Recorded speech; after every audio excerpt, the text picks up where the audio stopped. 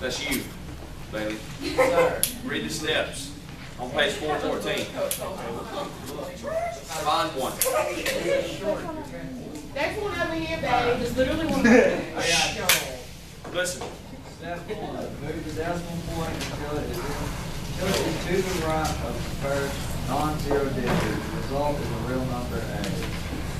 Note the number of places in the direction that you move the decimal. The decimal point is moved left. Write the number as A. X, M, M. A times 10 to the M. A times, yeah. If the decimal point is moved right, write the number as A times 10 negative.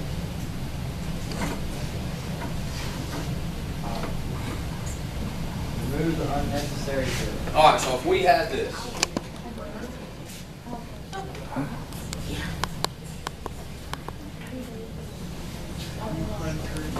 $201 million. All right, what is the first non-zero number? As you read left to right, what's the first non-zero number? 2, right? So if I went to write it as a decimal, we have a non-zero, a 0, a non-zero, and the rest are zeros. So we write 2.01. And we have times 10. How many times would we move? Where's the decimal at right now to start with? The end of the 0, right? It's right here. So how many times would we move the decimal to get it to 2.01? 1, 2, 3, 4, 5, 6, 7, 8. Is the number a large number to start with or a small number? If it's a large number to start with, this exponent remains positive. Okay?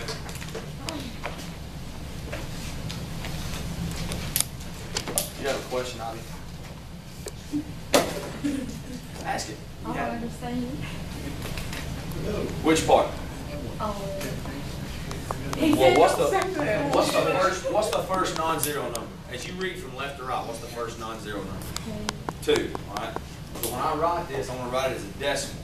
I'm going to put my decimal to the right of the first non-zero. 2 is the first non-zero, and then I have another non-zero number at 1, and that's the last one that I have. Correct? So that's how I'm going to write it as a freshman. We should have explained this to us last year because we had this in chemistry last year, and I almost failed chemistry because of it. I'm sorry. I assume you knew scientific. Well, I didn't. So. Alright, so we have 2.01. And now all you have to do is you have to count and just, your decimal's back here at the end, right? So how many times would you have to move the decimal to get it to 2.01? You just count it, you move it 8 times. If the number is originally large, the exponent stays positive. If the number was originally small, the exponent stays negative.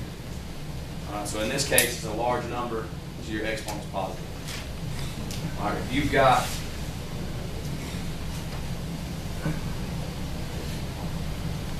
what's the first non-zero? 5. As you read from right to left, from left to right, you have 5.1. How many times are you going to move the decimal to get it to the 5.1? Well, 1, 2, 3, 4, 5. Is the number originally large or small? Small, so our exponent's negative. Good job, Logan. Do what? All right. Questions on 1 or 2? How did you get 5.1 times 10?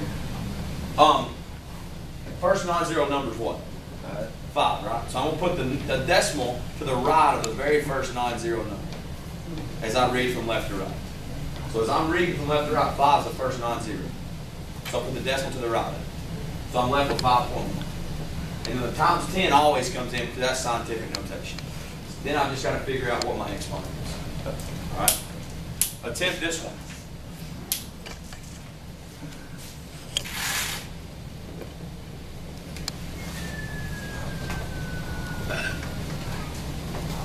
Work that one.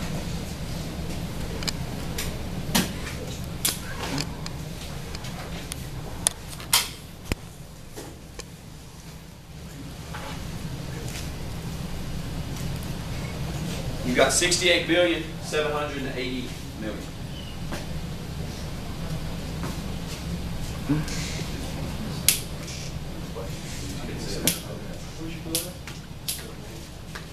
Stepped on.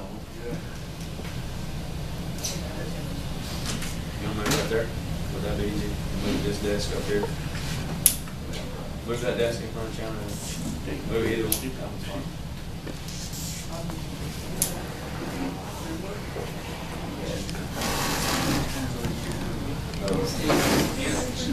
All right, well, let's look at it. What's the first non-zero?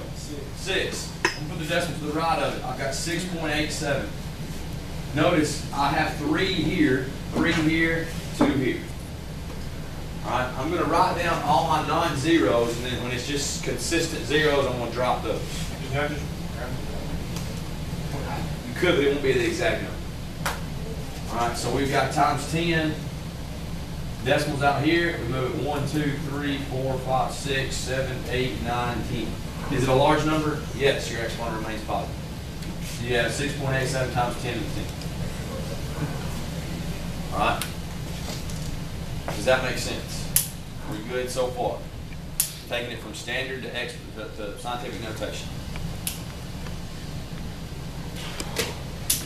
All right, what if we're going the opposite direction? What if we're going from scientific notation to standard form? All right, so if we have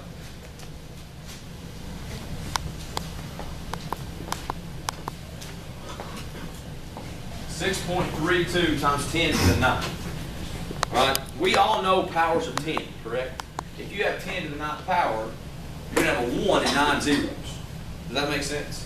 Well, if you're multiplying by a power of 10, then you move your decimal to the right however many zeros you have. Does that make sense? In this case, we would have 9. So what do you think we're going to do with this decimal? To the right, 9 places. So we've got 6.32. We're moving it 1, 2, 3, 4, 5, 6, 7, 8, 9. What do you fill in here? Zeros. All right. We'll have a comma. So you have 6,320,000,000. Now a bigger number. Does that make sense? What if you have a negative exponent? How do you think you're going to move the decimal? To the left. Positive, you move it to the right. Negative, you move it to the left. That is when you're going from scientific notation to standard form. When you're going the reverse, when you're going from standard to scientific, it's really the other way. Does that make sense? All right, look at this one.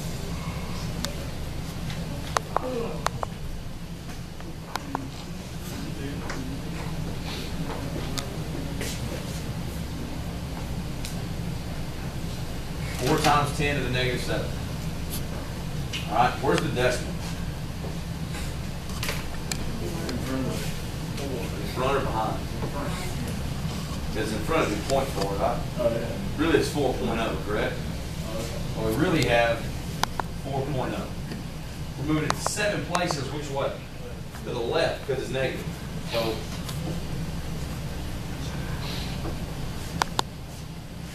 what's your zero? What we end up with is 0.6 zeros and 4. All right.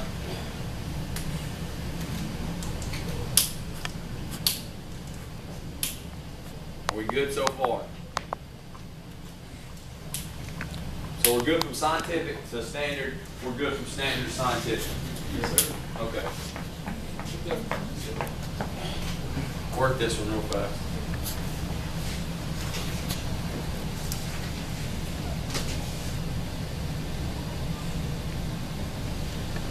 Work that.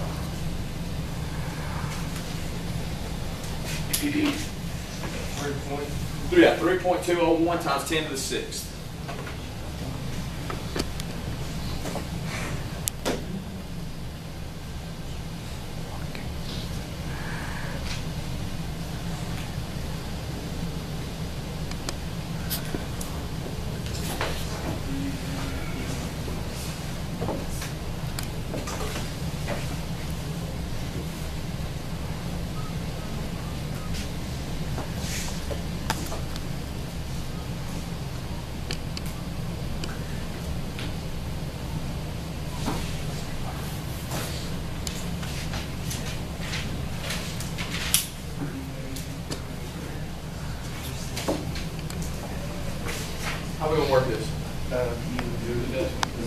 Right, 6. So what's the final number? 3,201,000. All right, does that make sense? I think we're good with these so far. Okay, what happens if I'm multiplying two scientific notations? If I've got, yes, sir.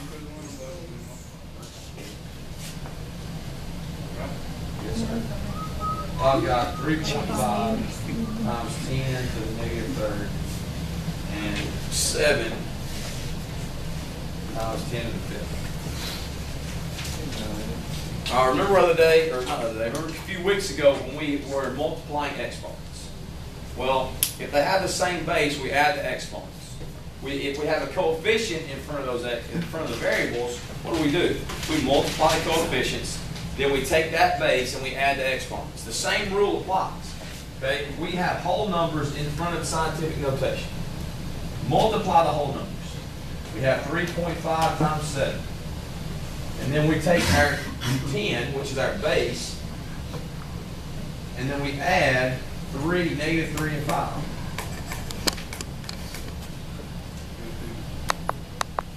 Okay, well, 3.5 times 7 is 24.5. Times 10, what is this? Negative 3 plus 5. Well, now, that's in scientific notation, but I want to put it in standard form. So what do? How do I move the decimal? To the right, too. So we end up with 2,450. Does that make sense? First step, multiply your whole numbers. All right? Multiply your exponents by adding your exponents. And then take it from scientific notation to standard form. So work this one.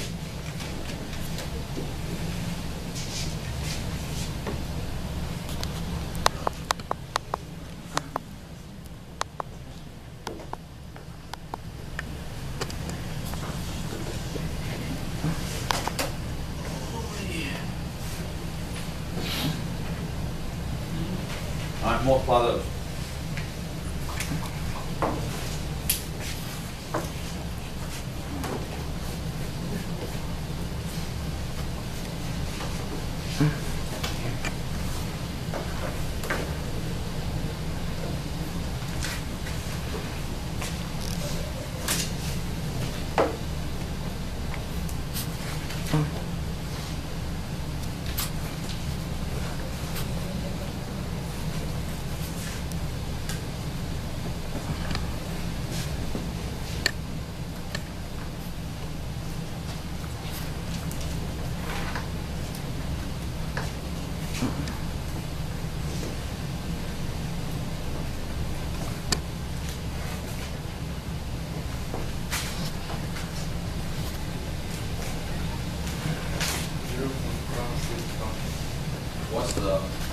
We multiply, and we take 6.5 times 8.7, what we get? 55? No, 56.55. Oh, yeah. Well, you get 56.55 here. All right. Then we take our base, and we've got 12 plus negative 15. What's 12 plus negative 15? 3.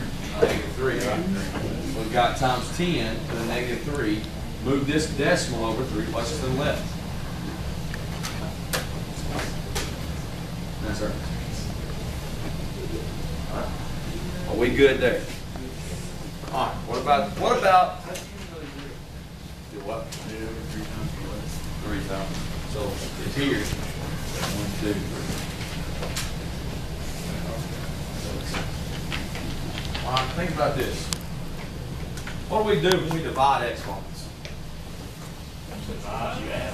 When we multiply, we add. What do we do when we divide? Subtract. Right? If you divide an exponent, they have the same base, you subtract the exponents. Same rule apply with scientific notation. If I've got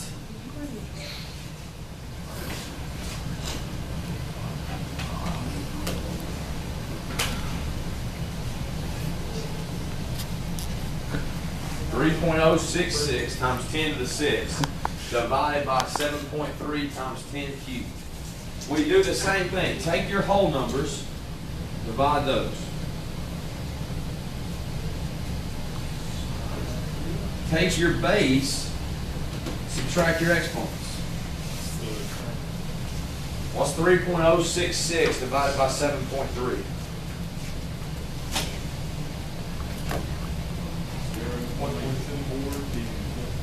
You got 0.42.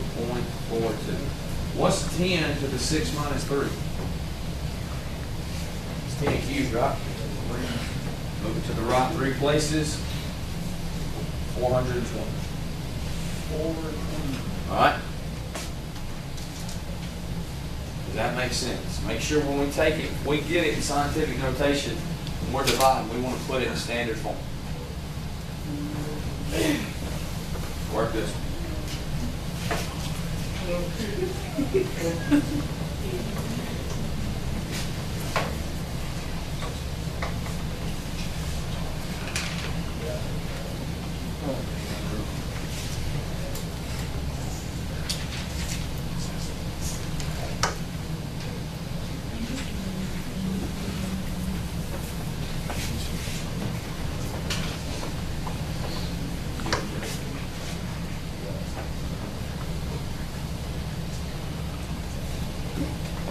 Work this.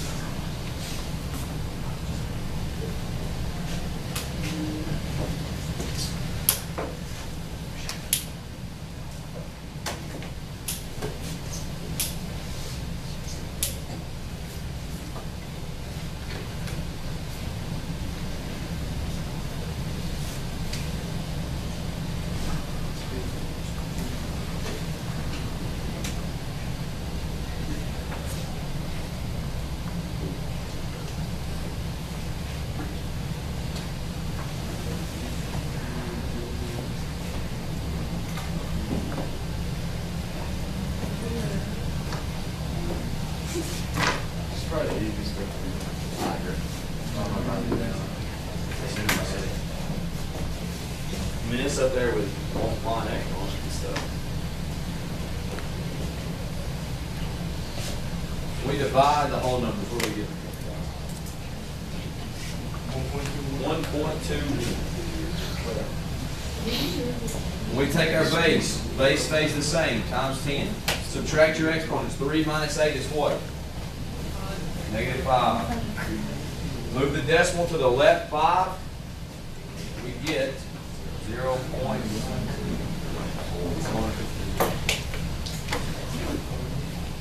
Does that make sense? Like when you did the segment over 5 questions, Yep. you add, let's say that 0.3. Yep. You add another one. In front of it, like in front of the decimal. After the decimal. After the decimal, I just put whatever I have right here. Like after, okay, here's what I do. I take 1.21. Right? I know I'm moving 5 left. So 1, 2, 3, 4, 5. Well, whatever, when I don't have anything filled in, just put those in. So now you have a decimal right here, so 0.0000121. Does that make sense? Are we good? Questions, comments, concerns, thoughts, fears, anxieties. We will have a review tomorrow. We will take a test Thursday.